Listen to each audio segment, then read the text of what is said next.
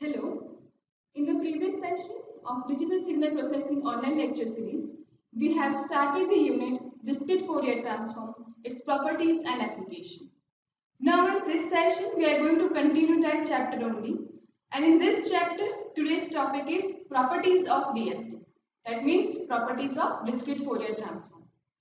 In the Z transform chapter, we have seen the properties of Z transform like linearity, time reversal, periodicity. Similarly, in this chapter, we are going to see the properties of discrete Fourier transform which will decide the behavior of DFT. So let's start with that.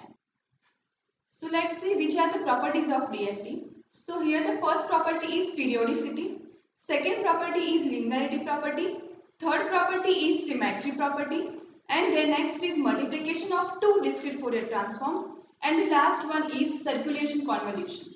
So these are the properties which we are going to see for DFT. We will see the definition of that and we will see the proof part for each and every property. So let's start with the first one, that is periodicity property.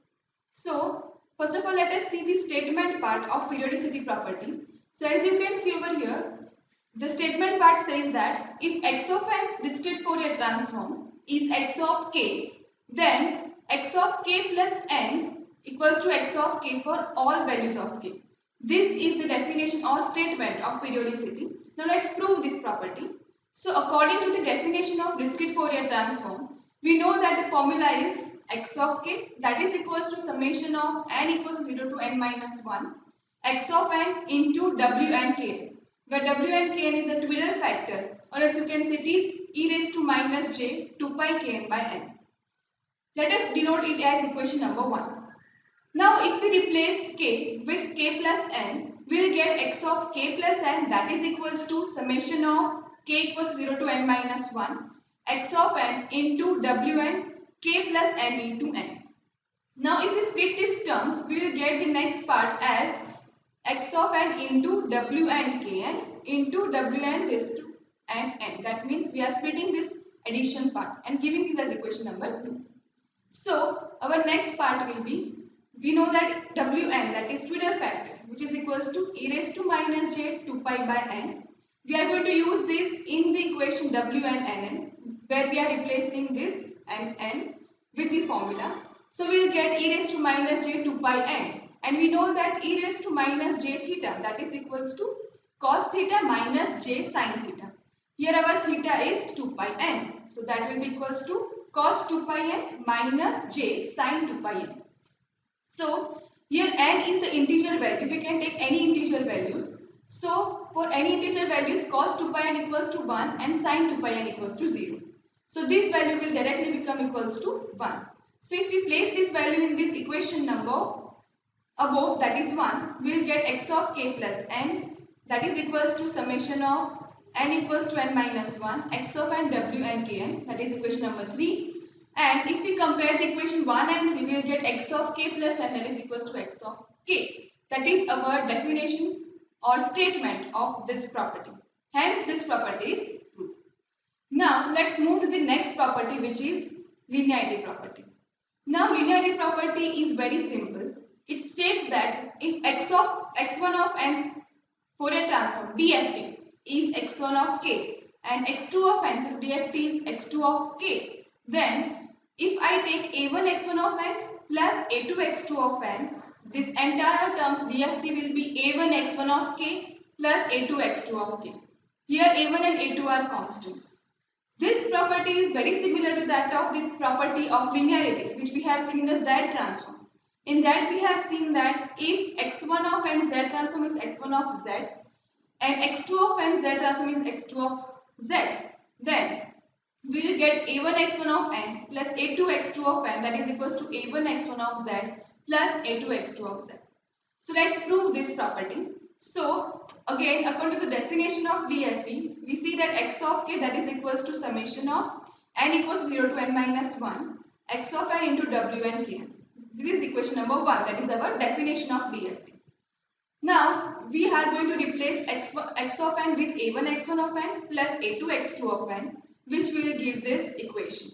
Now if we split these terms, we will get summation of n equals 0 to n minus 1 a1 x1 of n w and kn. Same way for the second part, we will get a2 x2 of n. So this directly indicates the definition of DFT for x1 of n. This indicates the definition of x2 of n. Now here a1 and a2 are constant, so we can take these terms outside of this summation part. So we will get a1 summation of n equals 0 to n minus 1 x1 of n into w and kn plus a2 summation of n equals 0 to n minus 1 x2 of n into w and kn. So if we compare with the definition of DFT, we will get x of k that is equals to a1 x1 of k plus a2 x2 of k. Hence linearity property is proved. Now let's move to the next property, which is symmetry property. So for symmetry property, we need to consider the real part of n and imaginary part of n. Same way we consider real part and imaginary part for DFT. So x of n equals to xr of n plus jxi of n, where n ranges from 0 to n minus 1.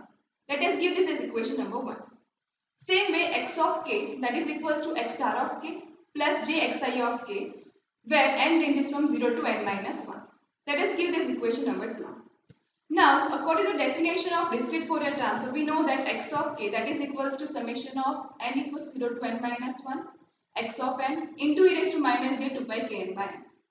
Now we are replacing x of n with xr of n plus jxi of n, that is our equation number 1. So we will get summation of n equals 0 to n minus 1 xr of n plus jxi of n into e raised to minus j 2 pi kn by n. Now we know that e raised to minus j theta that is equals to cos theta minus j sin theta. So here if we take theta equals to 2 pi kn by n, we will get cos 2 pi kn by n minus j sin 2 pi kn by n. So using this, we will get x of k that is equals to this term. That means here we have used e raised to minus j theta that is equals to cos theta minus j sin theta. This term will remain same.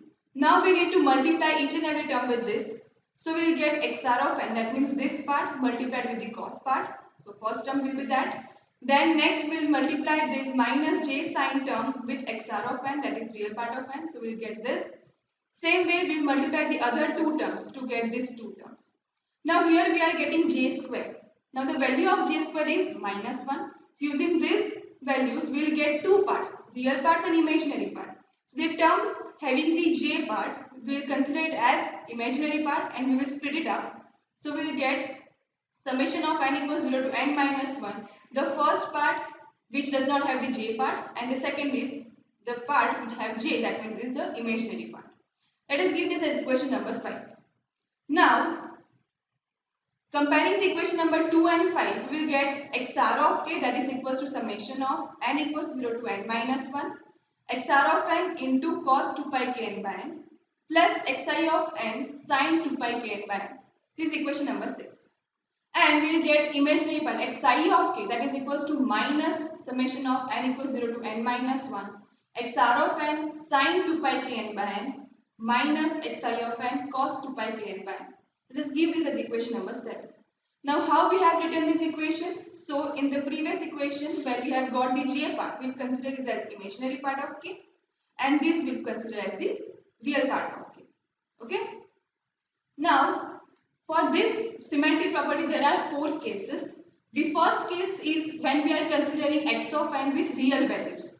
So for that x of n minus k will be equals to x of minus k, that is equals to conjugate of x of k. Second case is when x of n is real and even. So for that x of k will be equals to x real part of k. Third case is when x of n is real and odd. So for that x of k equals to minus j summation of n equals 0 to n minus 1 xr of n into sin 2 pi kn by n. And the fourth case is when x of n is purely imaginary, that means it contains all the imaginary part. So in that case we'll get xr of k that is equals to summation of n equals to 0 to n minus 1 xi of n into sine 2 pi k n by n, and xi of k will get equals to summation of n equals to 0 to n minus 1 xi of n into cos 2 pi k n by n. So these are the four cases for symmetry property. Let us overview that using one diagram, one relativity diagram. So as you can see, the summary of symmetry property is indicated in this diagram. Here on left hand side, signal x of n, original signal is indicated, and on the right hand side part, its DFT version is indicated. Let us consider that if the signal x of n is real and even, so for that its DFT will be even and real. Same way, if we consider signal x of n as real and odd, so its DFT will be odd and imaginary. Same way, this indicates the relativity of the signal x of n and its DFT version. That means if we consider signal x of n imaginary and odd sequence, then its DFT will be odd and real. Same way, if we consider the signal x of n imaginary and even, its DFT will be even and imaginary. Okay. Now let's move to the next property, that is multiplication of two DFTs. That means if we want to multiply two discrete Fourier transform, its DFT will give the circular convolution with the formula 1 by n, that is equals to x1 of k, circular convolution for n point with x2 of k. We will see the circular convolution and its examples in the next session. Let's move to the next property, that is circular convolution. So it is reverse to that of above property. That means if we want to find the circular convolution of two sequences, it is multiplication its DFT. That means if I want to find the circular convolution between x1 of n and x2 of n for n point, its DFT will give the x1 of k into x2 of k. That means if we find the DFT for x1 of n, it will give x1 of k. If we find the DFT for x2 of n, it will give x2 of k. If you multiply this, we will get the circular convolution. So this is the property of circular convolution. What is the formula for circular convolution? What are the methods to find circular convolution? That we will see in the next session. So here we have seen the basic properties of DFT. These properties may be used to solve the examples of DFT, and its statements are very important to understand and to remember for all of you. Now, in the next session, we are going to start the examples for circular convolution. These are the references. Thank you. Thank you for listening.